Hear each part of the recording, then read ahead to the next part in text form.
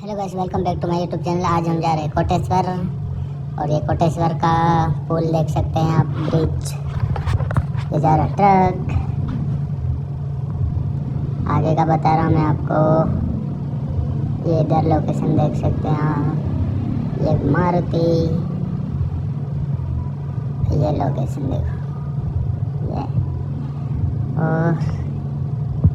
ये और ये हमने लोटा कलश। ये कोटेश्वर में हम नाव लेके जा रहे थे और इधर ये मैं पीछे का लोकेशन देख सकते हैं आप। ये कितना शानदार लग रहा। और ये आगे का नर्मदा नदी का लोकेशन देखो आप। नाव से कितना सुंदर नज़ारा है।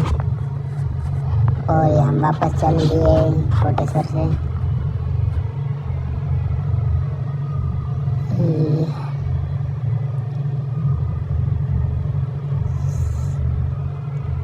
पात्री के भाई कौन